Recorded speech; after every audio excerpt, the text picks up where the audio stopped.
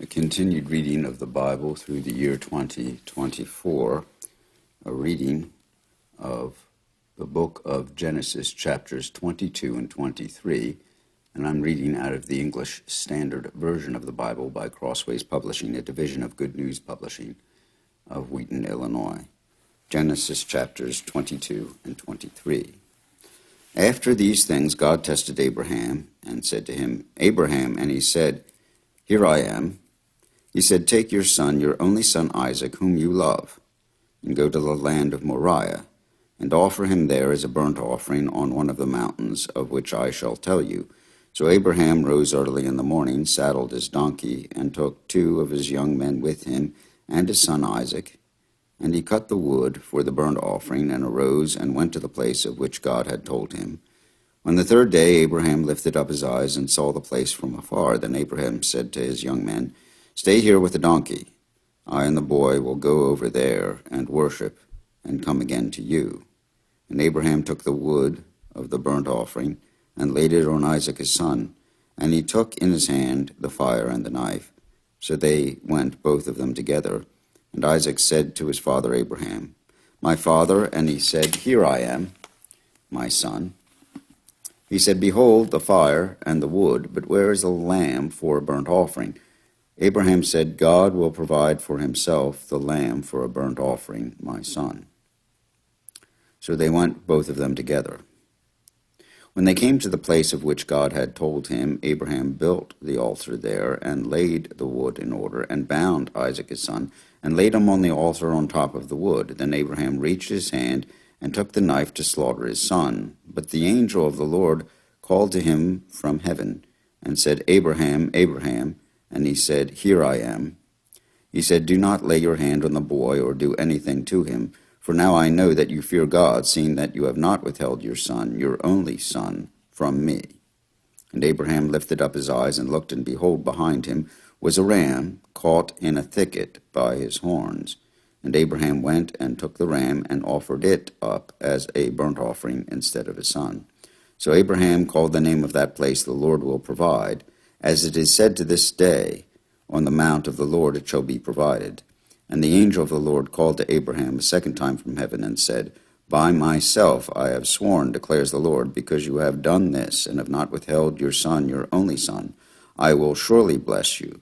I will surely multiply your offspring as the stars of heaven, and as the sand that is on the seashore, and your offspring shall possess the gate of his enemies. And in your offspring shall all the nations of the earth be blessed, because you have obeyed my voice."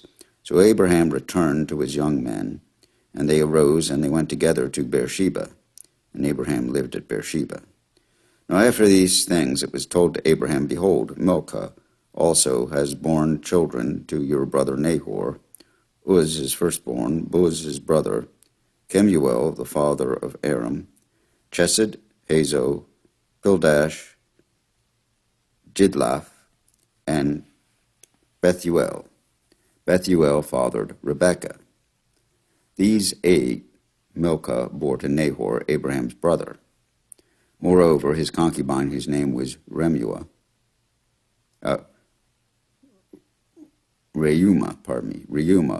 bore Tebah, Gehem, Tahash, and Maacah.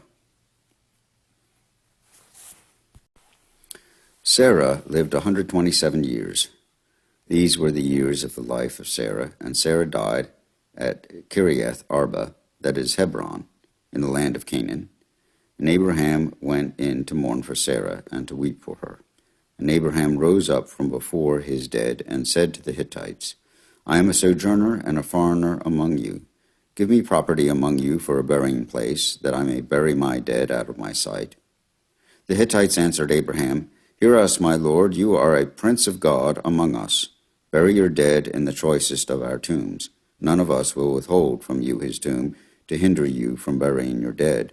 Abraham rose and bowed to the Hittites, the people of the land.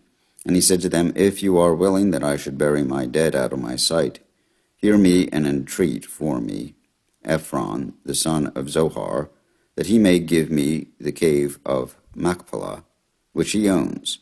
It is at the end of his field. For the full price, let him give it to me in your presence as property for a burying place. Now Ephron was sitting among the Hittites, and Ephron the Hittite answered Abraham in the hearing of the Hittites, of all who went in at the gate of his city, No, my lord, hear me. I give you the field, and I give you the cave that is in it. In the sight of the sons of my people I give it to you. Bury your dead. Then Abraham bowed down before the people of the land, and he said to Ephron in the hearing of the people of the land, But if you will hear me, I give the price of the field. Accept it from me, that I may bury my dead there. Ephron answered Abraham, My lord, listen to me, a piece of land worth 400 shekels of silver. What is that between you and me? Bury your dead. Abraham listened to Ephron, and Abraham weighed out for Ephron the silver that he had named in the hearing of the Hittites, 400 shekels of silver, according to the weights current among the merchants. To the field of Ephron in Machpelah, which was to the east of Mamre, the field with the cave that was in it, and all the trees that were in the field, throughout its whole area, was made over to Abraham as a possession in the presence of the Hittites, before all who went in at the gate of his city. After this, Abraham buried Sarah his wife in the cave of the field of Machpelah east of Mamre, that is Hebron in the land of Canaan. The field and the cave that is in it were made over to Abraham as property for a burying place by the Hittites. Here ends Genesis chapters 22 and 23 in the English Standard Version of the Bible by Crossways Publishing, a division of Good News Publishing of Wheaton, Illinois.